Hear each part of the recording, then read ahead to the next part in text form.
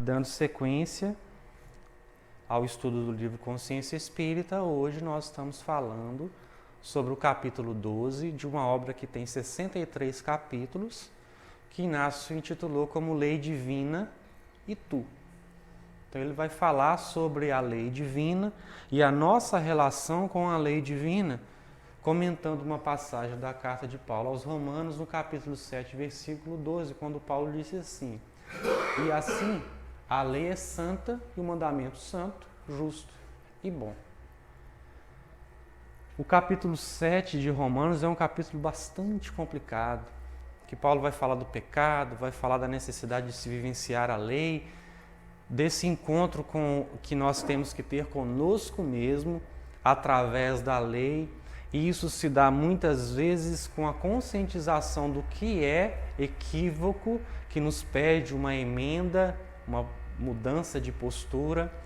Quando Paulo diz assim, olha, através do pecado que eu conheci a lei, porque foi sabendo que não me é recomendável aquilo que eu não devo fazer, que eu fui levado a modificar as minhas condutas, né?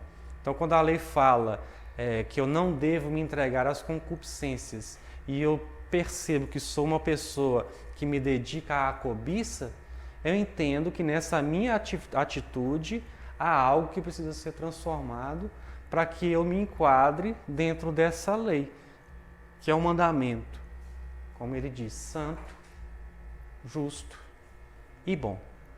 A gente sabe que nós espíritas, principalmente, que isso não é novidade para nós.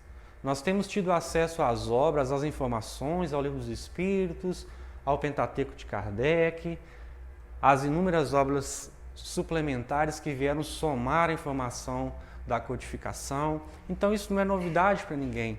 Falar que a lei divina é que regula todo o universo, falar que nós estamos submetidos a ela e que nós devemos nos enquadrar diante dela não é novidade para ninguém. O que é mais complicado para a gente é colocar isso em prática no nosso dia a dia através das nossas experiências. Como é que eu entendo isso na prática, uma vez que isso já alcançou o meu intelecto? Eu sei que a lei é boa, que ela é justa, mas quando eu estou passando por dificuldades, quando acontece comigo, quando eu estou submetido às provas ou às expiações ao longo dos meus caminhos na Terra, eu costumo olhar para as minhas experiências e acreditar que a lei não é tão boa assim, que ela não é tão justa assim. Por que acontecem determinadas coisas comigo? Eu sei que eu sou reencarnacionista porque creio na pluralidade das existências. É um princípio que a doutrina prega e eu creio nesse princípio. Entendo a necessidade das provas e das expiações, compreendendo que é através delas que eu cresço espiritualmente. Mas vamos ser sinceros conosco mesmo e com a nossa própria consciência. Quando nós estamos diante dos nossos desafios, das adversidades, como é que nós temos lidado com essa situação de ter que nos enquadrar diante da lei? Quando eu estou passando por provações, eu entendo que aquela prova, ela se adequa à minha necessidade evolutiva do momento? Porque eu leio no livro que tem que ser assim. Eu recebo uma explicação na casa espírita que eu frequento, dizendo que eu tenho que ser resignado. Mas quando eu estou lá na minha casa, que eu estou tendo problema com o meu familiar, quando eu estou tendo problema lá no meu trabalho, na minha vizinhança, quando eu estou desempregado, como é que eu olho para a lei olhando para dentro de mim e como é que é a minha relação com essa lei? Porque a gente vai lembrar que Inácio intitulou a mensagem como Lei Divina e Tu. Então é a forma como cada um de nós se porta diante da lei. Como é que eu entendo essa lei? Porque a gente costuma dizer que lei de causa e efeito só serve para os outros. Não é? Quando acontece com alguém da nossa família ou com a gente mesmo, a gente quer dar um jeito de resolver o problema o quanto antes, não é assim? A primeira reação da gente é dizer, Deus está sendo injusto comigo. Não é? Eu não mereço. Eu não tenho feito nada para merecer isso, né? Muitas vezes a gente até reconhece os nossos equívocos, mas quando a consequência dos equívocos aparece, a gente não quer arcar com aquilo, né? A gente quer recorrer à espiritualidade, recorrer a Jesus, para que aquilo seja tirado do nosso caminho. E aí essa nossa atitude demonstra uma certa imaturidade espiritual, uma falta de compreensão dos princípios divinos.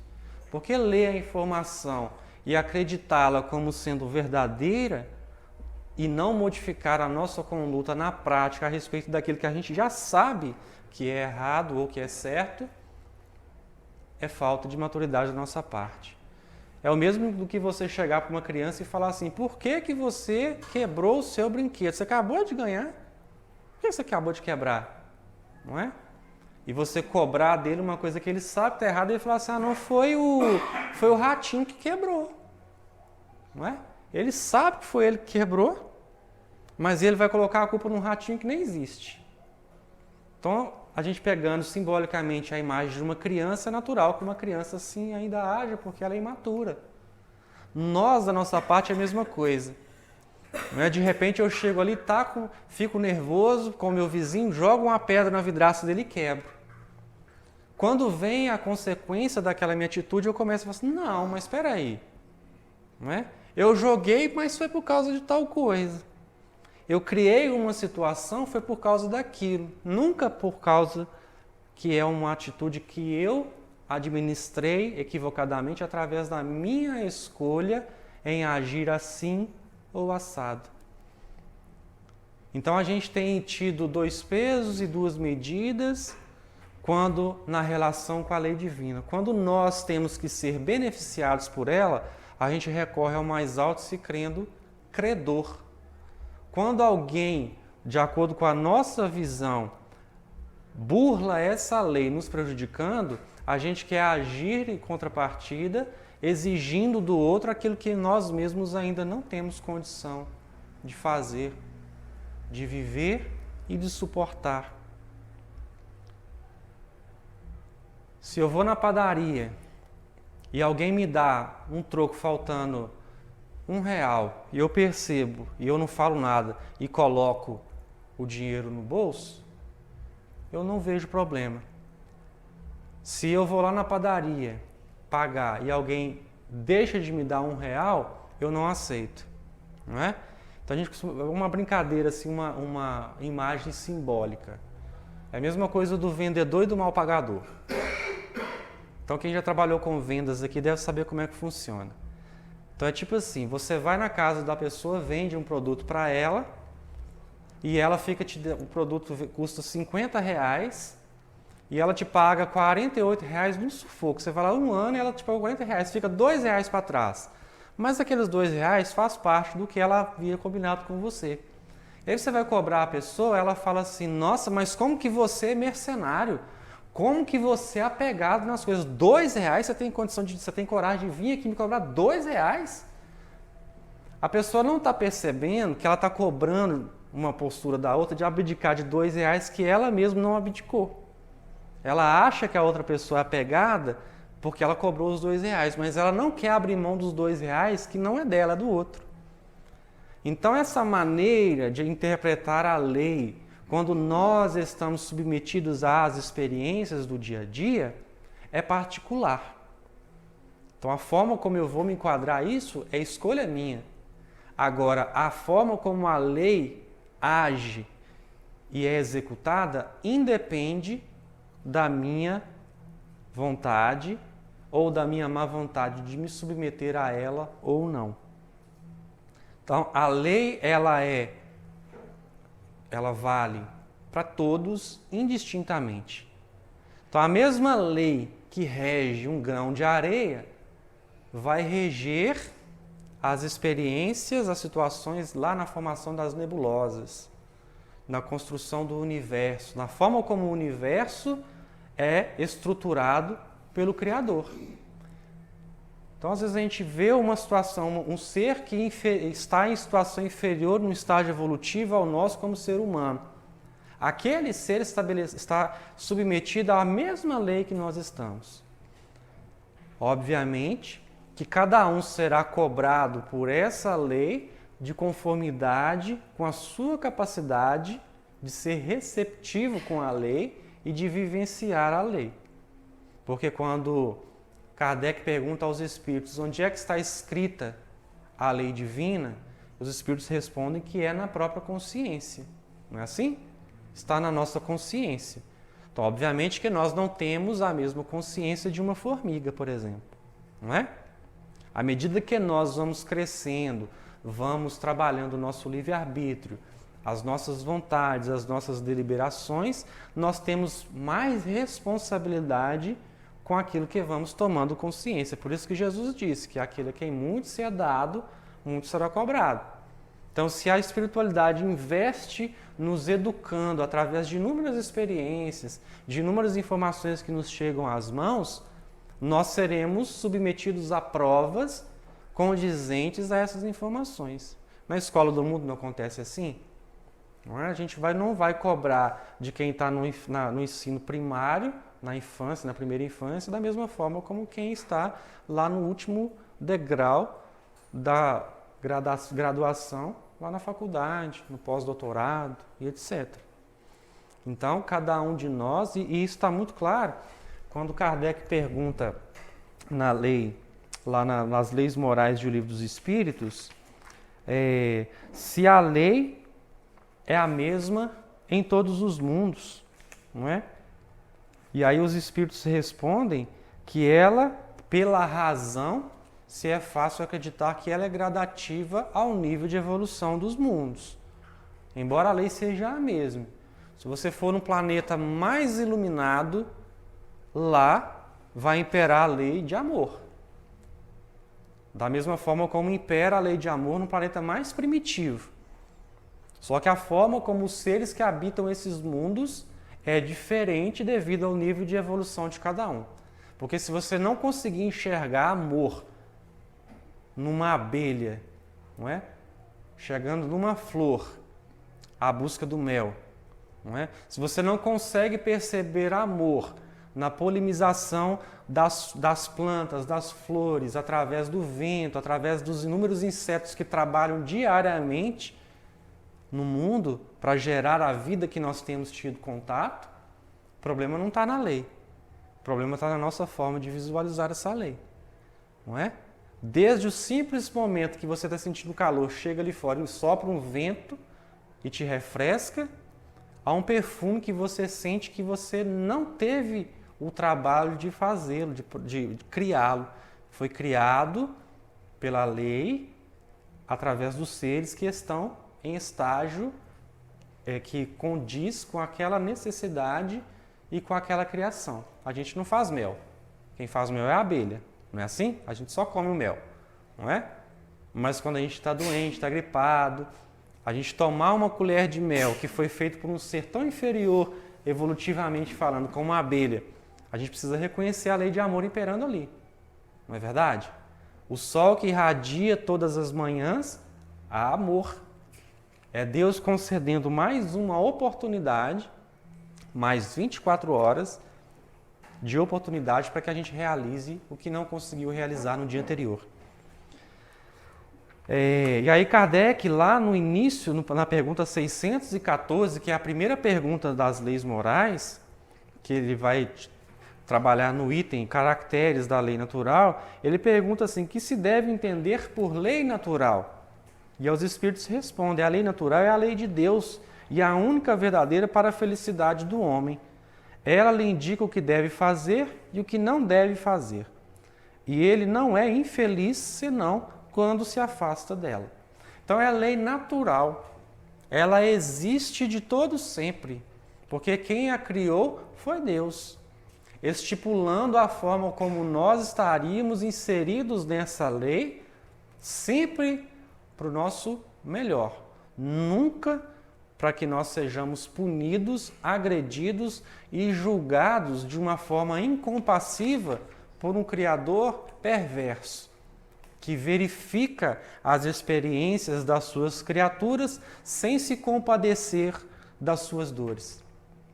E aí, como Deus é sábio, magnânimo, infinitamente inteligente, infinitamente tudo, onde é que ele escreve as leis, a lei divina?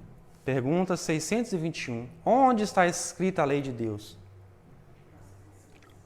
E aí os Espíritos respondem assim, na consciência. Então não tem jeito de fugir. Você sabe quando você age certo ou quando você age errado. Tem algum conflito? Tem algo que está te perturbando, que está tirando a sua paz e a sua felicidade? É porque a sua consciência não está quite com a lei. Só existe perturbação, conflito íntimo para aquele que não respeita a lei numa forma de estar harmonizado com ela. Porque quando a gente burla a lei, tenta burlar a lei na verdade, a gente automaticamente está submetido às consequências das nossas atitudes. E a falta de paz e de felicidade, ela advém dessa falta de vivência da lei. Então, nas mínimas expressões, porque se a lei é a mesma para as mínimas, para as micro e para as macro situações da vida, eu vou entender que se eu estou ganhando um salário mínimo e eu não consigo me adequar àquele salário mínimo que é o que eu posso ter naquele momento, e eu estou revoltado, essa revolta é consequência de um conflito íntimo que eu tenho que não me permite estar em paz com aquele salário que eu recebo. A gente está dando só um exemplo.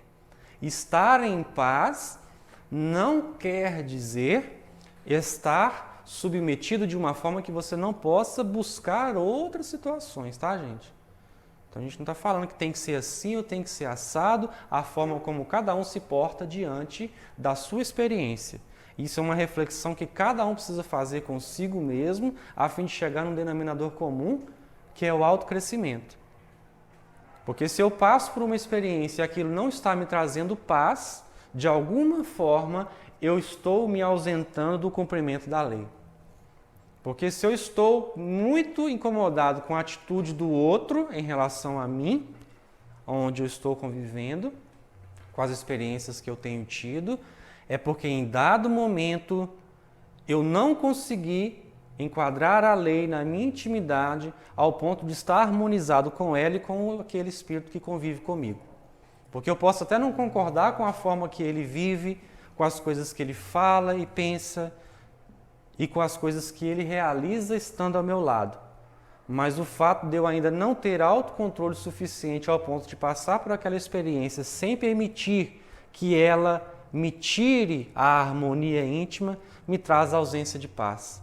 E isso é desafiador, porque a lei, ela nos chama à compreensão da dificuldade alheia, à compreensão do momento evolutivo do cidadão.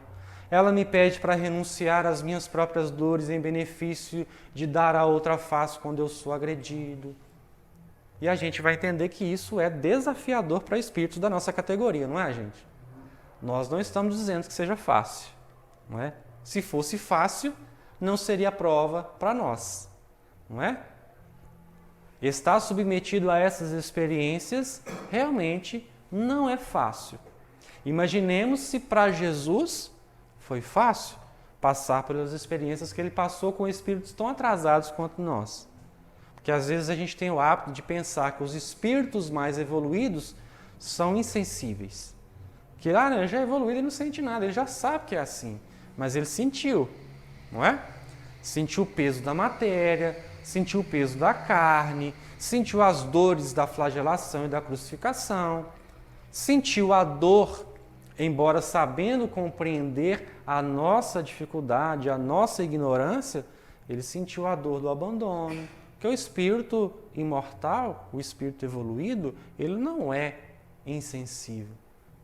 Ele sente, obviamente, de uma forma que a gente não consegue ponderar, que a gente não consegue penetrar a essência para saber como que é que Jesus sentiu. Mas ele não chorou? Ele não chorou na morte de Lázaro? Ele não chorou no horto? Ele não transpirou sangue? Não é? Então a ciência prova que estuda esse fenômeno, não é da transpiração da pessoa transpirar sangue. Às vezes pelos vasos sanguíneos, né, dos vasos capilares, do cabelo.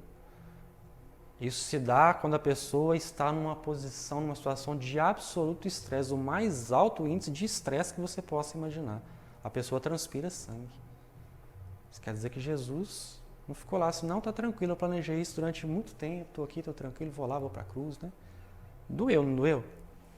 Com certeza, ele passou pela dor física. Senão seria tudo um teatro, uma encenação. E não foi assim que aconteceu. E aí Inácio, ele vai trabalhar para a gente essa mensagem, iniciando a mensagem dizendo assim, olha, a submissão ante a lei divina é ensejo altivo para que a criatura humana aproxime-se do Criador e se eleve ao mais alto, exercitando a humildade em todos os seus empreendimentos, subordinando-se perante os desígnios que lhe regem a vida. Então a lei, ela trabalha sempre em nosso favor. E ela vem mostrar para o homem o quanto é inoportuno para nós esse sentimento de autossuficiência, de querer agir por conta própria, acreditando que não precisa da orientação de alguém que está muito acima dele, nosso, seres humanos, espíritos ainda imperfeitos, nos colocando a necessidade dessa resignação ante a vontade divina. Porque a gente só sofre, como os espíritos falaram na pergunta feita por Kardec, quando a gente se afasta dessa lei e estamos submetidos a essas consequências do afastamento da lei. E quando é que a gente se afasta da lei? Senão quando a gente se acha autossuficiente. Senão quando a gente acredita que não precisa da orientação de quem está num nível muito acima que o nosso. A gente acredita que não. Muitas vezes a gente pensa assim, não, eu acredito em Deus, acredito na lei, eu sou espírita, eu acredito em todos os princípios, mas é o que a gente disse no início. Quando nós estamos submetidos a certas experiências, não é muito bem assim que a gente age. Então, quando Deus te coloca num determinado lugar, em determinada família, você pensa que você é passarinho, e nenhuma lei caiu ali, não sabe como. Você está com aquele sentimento de autossuficiência, acreditando que algo está errado no universo. Todo mundo se encarna, reencarna na família que melhor necessita e precisa cumprir uma certa obrigação, uma certa experiência, a fim de trabalhar a sua intimidade e auxiliar simultaneamente a evolução dos outros. Não é assim, gente? Mas com a gente não é muito bem assim que a gente pensa, né?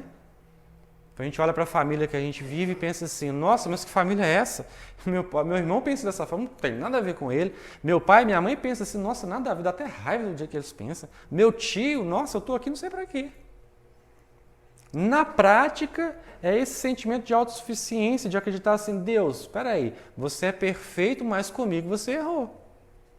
Não é? Poxa, eu estou batalhando, estou lutando para ter as coisas, estou procurando ser uma pessoa certa, vou lá na casa espírita toda semana, faço campanha do quilo, ajudo os pobres, mas eu vou ficar desempregado?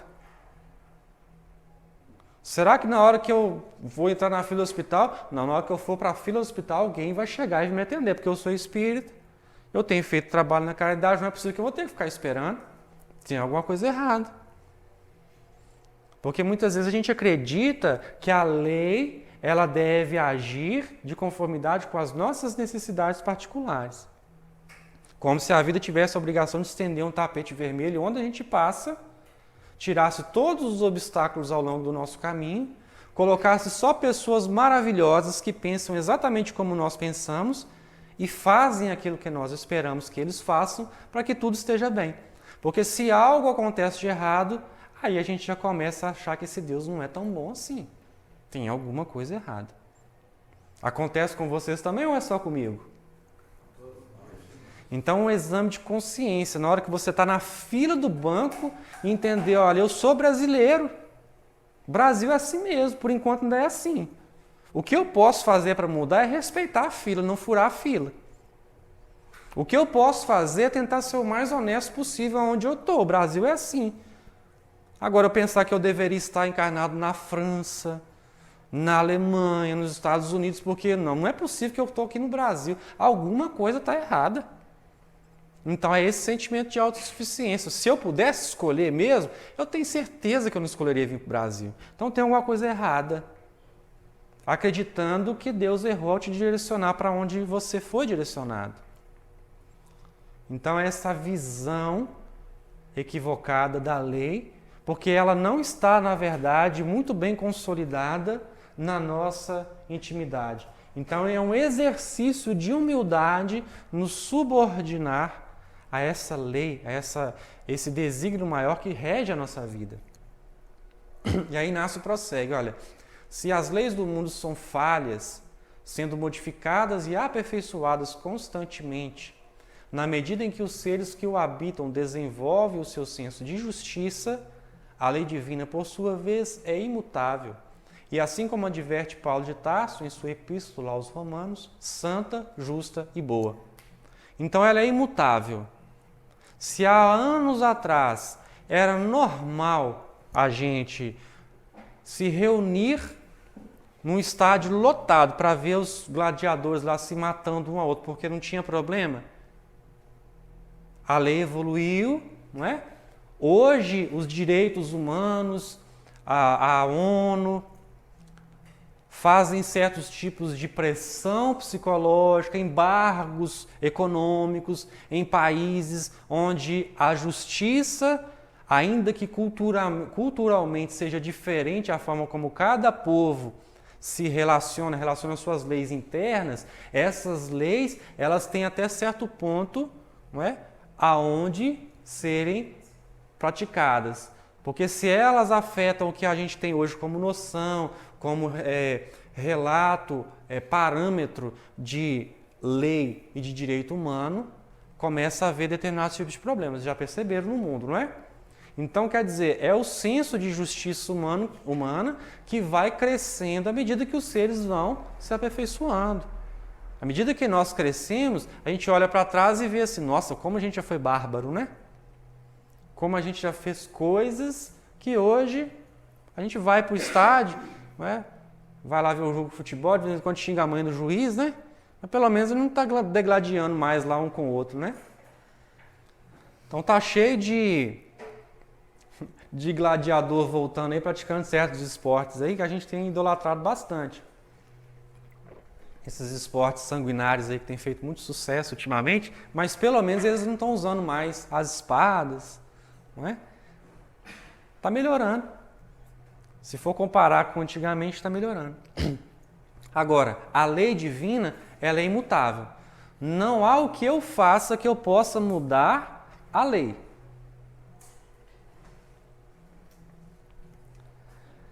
É necessário que o homem compreenda os princípios que lhe governam como companheiros que lhe direcionam ao caminho de sua ascensão espiritual, operando sempre em seu benefício, visto que o Pai, que é amor, somente oferta o melhor para os seus filhos. Então aí é que está o problema, aí é que está o desafio, aí é onde cada um de nós é chamado a esse exercício de autotransformação e de autocompreensão a respeito da lei. Porque é difícil entender na dificuldade, quando ela aparece, algo que te direciona ao caminho que é o melhor para você. Uma provação que chega inesperadamente, uma expiação que vem te colocar, te redirecionar a um caminho que você está se ausentando equivocadamente. Entender nesse mecanismo algo que funciona em seu benefício. Porque as leis, as consequências, melhor dizendo, das nossas atitudes, elas são inevitáveis. Então, se eu planto melancia, não tenho como colher abóbora. É tão óbvio, a gente tem brincado e falado nos estudos, é tão óbvio isso, né? Mas na prática a gente ainda tem dificuldade de entender essa lei tão simples. Porque se eu agrido alguém, se eu estou semeando agressão, desavença, como é que eu quero colher paz? Se eu levanto de manhã nervoso, agredindo todo mundo ao longo do meu caminho, como é que eu quero ter paz? Se eu estou semeando desavença e quero deitar de noite falando assim, oh meu Deus, minha vida está tão ruim, melhora a minha vida. Mas você só colhe do que você semeia. Então eu sei que se eu semear a jabuticaba, eu não vou colher manga. Mas na minha prática, no dia a dia, eu esqueço dessa lei. Então, o que a gente está passando hoje ou é consequência de atos e situações que nós vivenciamos em vidas anteriores, ou são as consequências daquilo que a gente vem fazendo ao longo dessa vida.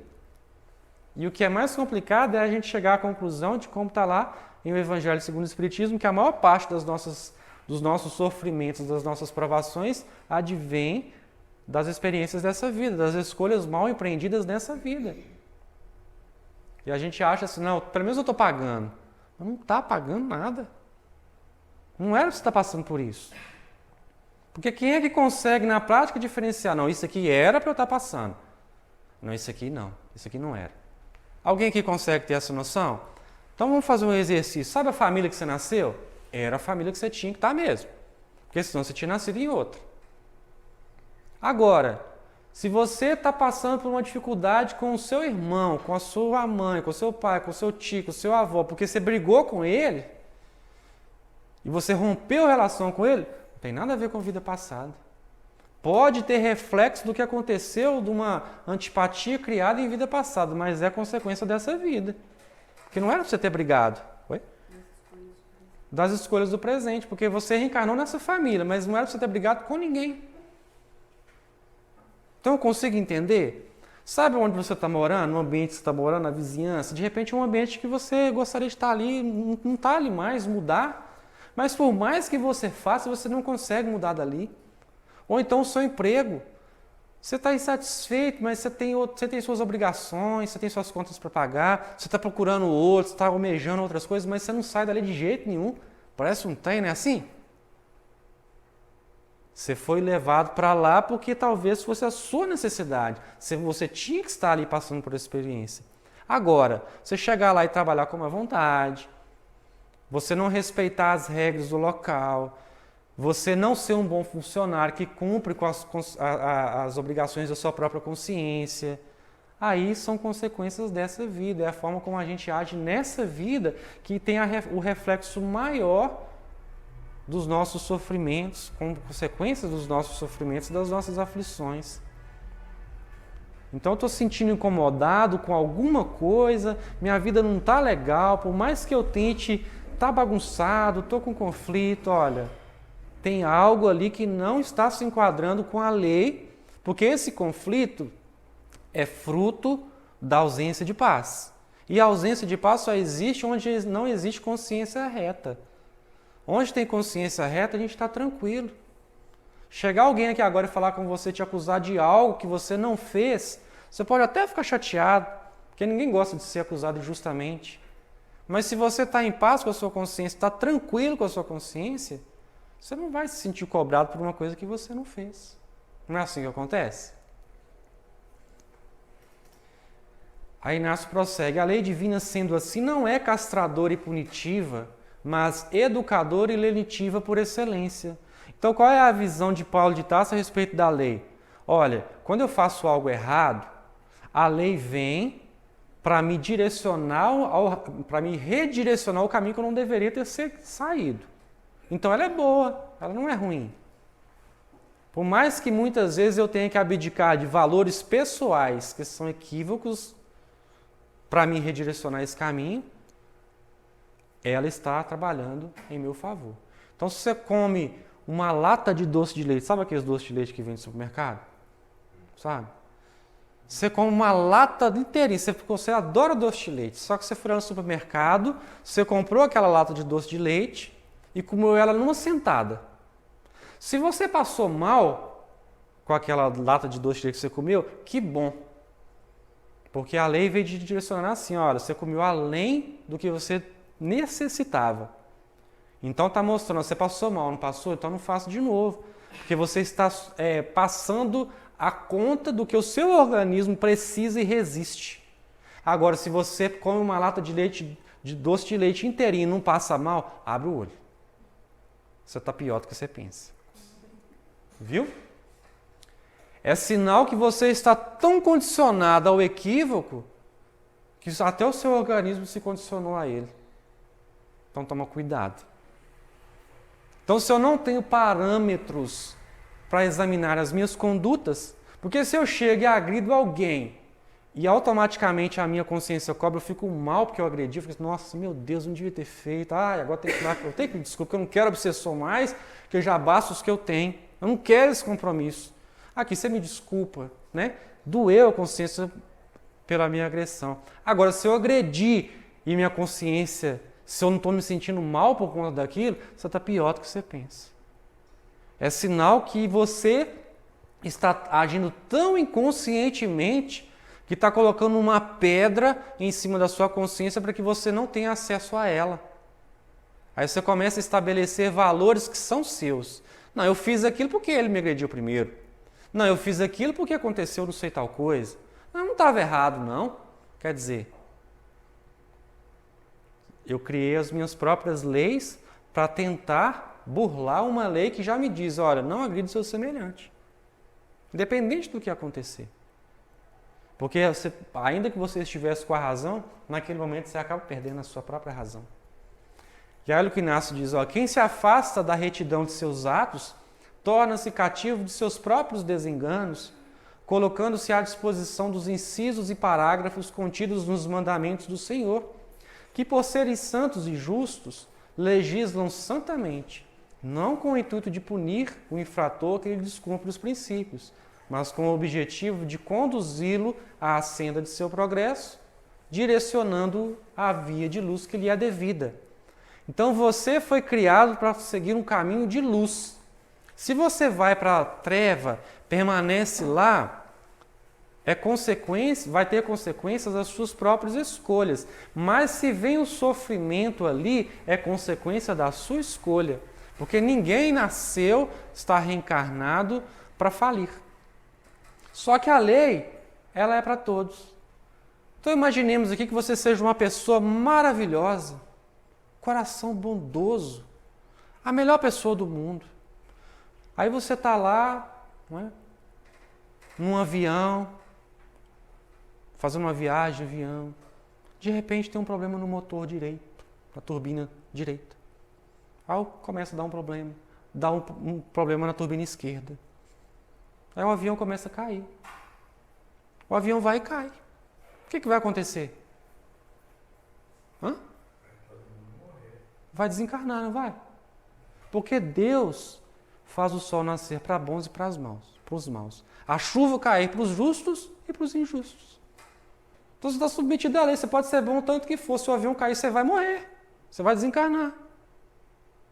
Não tem jeito. Quem foi o espírito mais iluminado, mais perfeito que pisou na Terra? Ele morreu? Sim. Teve morte do corpo físico? Como é que ele desencarnou? Crucificado. Não, Jesus não pode morrer não, porque ele é bom demais. Ele está submetido à mesma lei que nós.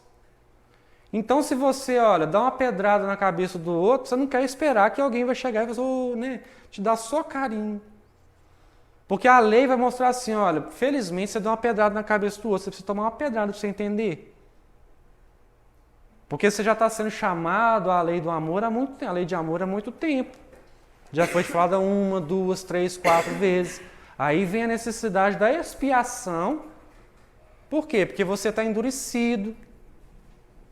Está endurecido, não quer abrir mão dos caminhos que você optou por seguir antes do sofrimento chegar. Aí precisa da expiação. É o que a gente vem dizendo. A prova, ela é necessária até que o espírito se torna puro. Aí Kardec pergunta, o que é que se torna um espírito na sua última encarnação? Vamos supor, desencarnou, não precisa encarnar mais. O que é que ele se torna? Os espíritos respondem, espírito puro. Não precisa mais reencarnar, não precisa mais de prova. Até aquele momento ele precisa da prova. Venceu a última, é espírito puro. Tirou as imperfeições da sua intimidade. Agora a expiação corre por conta daquele que tem má vontade de se adequar à lei.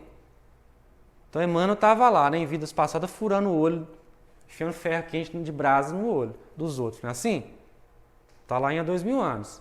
Então ele tinha sonhos que estavam sonhando ele, mas um companheiro dele enfiando ferro no olho dos outros. Não foi assim? Por maldade. E aí aquela dificuldade de vivenciar o amor, Jesus na frente dele, você quer me seguir agora ou em milênios? Ele em milênios, teimosia, no final da vida dele, chega um e enfia o ferro no olho dele e ele fica cego. Desencarna cego, oi? Sim, acho que sim. Que ele não sabia que era filho, né? Isso. Então quer dizer, está lá há 2000 anos. Quer dizer, precisava de furar o olho dele. Você acha que Jesus, a lei, Deus quer que alguém chegue? Não, fura o olho dele para ele aprender. Faz ele nascer assim, faz ele nascer assado. Você acha que precisa disso? Não precisa. Se você souber utilizar a sua visão de forma correta, ter uma visão espiritual equilibrada a respeito de tudo, na outra encarnação você não vai precisar usar óculos não, gente. Não vai precisar nascer com 2 anos, ter que usar tampão porque está estrábico. Porque um olho está no peixe, o outro está no gato. É a forma, é o olho torto, vendo a vida de uma forma torta, aí na hora que vai plasmar o corpo físico, olha lá, o olho está lá. Tem hipermetropia, tem miopia, tem astigmatismo, né? Tudo quanto é ismo tem. É a dificuldade de entender a vida. Deus não quer que você nasça dessa forma. Agora, você pode nascer assim ou não de acordo com a sua necessidade. Aí você pensa assim, não, mas isso é genético. Eu nasci numa família que tem a propensão de ter pessoas que têm problema oftalmológico. Mas peraí, meu irmão não usa óculos. Nem meu pai. Nem meu tio. Nem meu primo. Por que eu uso? Não é? Então, de todo mundo da minha família, o que teve mais problema de visão fui eu. Se não fosse minha mãe pelejando comigo desde pequeno, desde 2 anos que eu uso óculos. Eu estava cego, porque o meu estrabismo era violento. Mas também no dia que eu fiz a cirurgia, o médico hoje vai avaliar e fala assim, nossa, quem fez a cirurgia do seu olho? Parece que você nem teve estrabismo, porque todo mundo que tem estrabismo fica uma sequelazinha. O seu foi muito bem tratado. Foi porque minha mãe foi lá dia após dia comigo, no médico, toda semana, todo mês, né? Colocava tampão no meu olho, eu tirava. Colocava óculos no meu olho, recalcitrante com o erro, e revoltado, jogava o óculos longe, quebrava o óculos. Então, quer dizer, dificuldade de entender a vida, de ter uma visão equilibrada da vida. A lei não vem para te punir, ela vem assim, ó, meu filho, você já teve todas as oportunidades, já te foi mostrado coisas maravilhosas, mas você não quer ver. A sua forma de visualizar a vida está equivocada. Então, você está plasmando isso no seu psiquismo. Então, como consequência, vem a enfermidade. Inácio prossegue, por isso é imprescindível que os espíritos em processo evolutivo no orbe terrestre vislumbrem a lei não como juíza incompassiva que lhes submete à apreciação e à condenação implacáveis, mas sim como um recurso sagrado que os ampara, porque bondosa é a mão que a executa, legislando com brandura e misericórdia supremas. Então, sabe aquela coisa de fazer assim? Você vê alguém que faz alguma coisa com você, você fala assim, não, está perdoado. Não, deixa quieto. Deus é que sabe. Deus é maior. Deus é mais. Que no fundo a gente está assim. Deixa o Zé fez, espera vai ver. Isso é a gente. Isso é a nossa forma de entender. Sabe? Sabe aquela pessoa que até briga com você porque tem outro fundamento religioso, né? Outra forma de entender, fica te criticando que você é espírito, você fica assim, deixa! Quando a gente chegar lá, a gente conversa. A gente fica doido para chegar de cara a cara, a pessoa tá vendo, a reencarnação existe, viu? Eu estava certo. Quer dizer, essa é a nossa forma de entender a lei, as coisas. A lei divina não é assim. Não é? Então Judas, depois que traiu Jesus, que entregou Jesus e que se enforcou, pendurando numa árvore, foi lá para os abismos, porque a sua consciência estava cobrando. Qual foi o primeiro ato de Jesus depois da crucificação, depois que ele desencarnou? Foi resgatar Judas. Então Jesus podia falar assim, o quê? Traidor, miserável, 30 moedas de prata, nem de ouro era. Estava valendo muito pouco, deixa ele lá um pouquinho. mas a misericórdia divina é maior. Então essa coisa do atenuante, do agravante, não está na nossa mão de avaliar nem de colocar sob a apreciação a atitude do outro para condená-lo. Então Jesus foi lá e resgatou Judas. E Judas fala assim, não, eu não quero não me deixa aqui. Porque esse é o problema da consciência pesada, da consciência culpada, daquele que não consegue se auto-perdoar. Porque a espiritualidade vai estar lá do seu lado. Meu filho, é eu aqui. Seu mentor espiritual está lá, eu aqui. E você está lá assim, não me perdoa, não me perdoa, não me perdoa, não me perdoa. Pode ser até inconsciente. Então, é André Luiz lá, 8 anos no umbral, os mentores dele sempre lá, e está lá, né? E ele não conseguia nem perceber. Por quê? A consciência não estava em paz. Não conseguia nem fazer uma prece. Não percebeu nem quanto tempo ficou lá. Então, no dia que ele conseguiu fazer uma prece e colocar o pensamento dele em comunhão com uma esfera mais alta, esse pensamento encontrou o pensamento da mãe dele, que estava o tempo todo chamando por ele, auxiliando ele, mas ele não estava em condição nem de receber ajuda. Então a gente tem que tomar cuidado, não é? Divisa desse modo, no cumprimento dos desígnios divinos, a oportunidade sagrada de concretizar teu crescimento íntimo, ainda que te sintas impelido a renunciar a ti mesmo, cumprindo as incumbências que a vida designa-te. Então a gente é chamado a cumprir a lei, muitas vezes abdicando dos nossos valores mais íntimos, daquilo que a gente acha assim, que é nosso, mas eu não abro mão nunca. Porque se são valores nossos, transitórios, uma hora muda.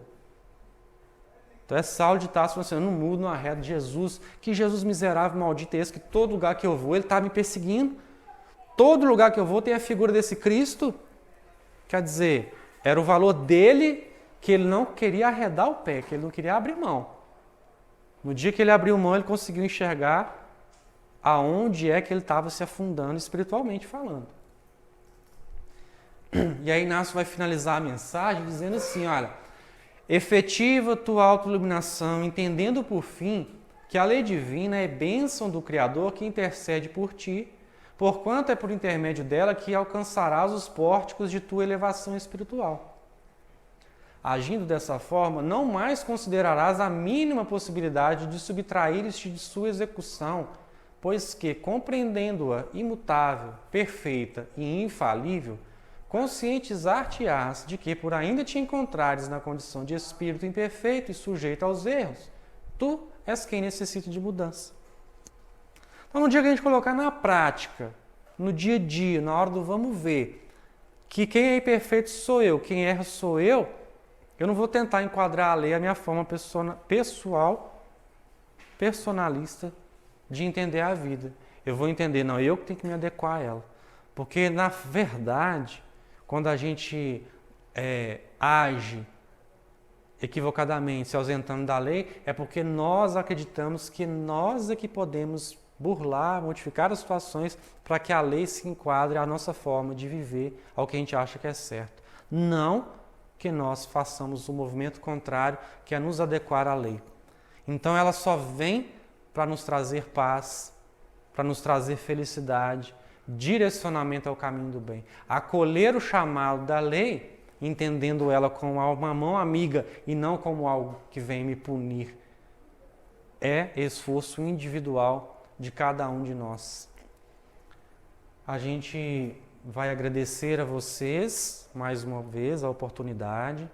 A gente vai deixar aí os nossos endereços na internet. A gente tem o nosso site, o www.tarsoseditoraespírita.com.br. Lá vocês têm acesso ao projeto Consciência Espírita, que são os estudos do livro Consciência Espírita que a gente tem gravado nas casas que nós temos apresentado a obra. Então, as pessoas que só têm acesso a esses estudos na casa, onde frequentam quando a gente se faz presente, podem também ter acesso a essas outras informações que estão nos outros estudos das outras casas. Então, sintam-se à vontade lá para fazer visitas, serão sempre muito bem-vindas. A gente agradece de antemão também a todos os internautas que têm nos visitado o nosso espaço, de várias partes do mundo. Então hoje nós estamos falando aqui de Nova Lima e que a gente é sempre muito bem acolhido aqui, né, no Irmão Horta, em Nova Lima, em Minas Gerais, no Brasil, né, a gente precisa especificar bem porque existem pessoas de outras partes do mundo que estão tendo acesso a essa informação.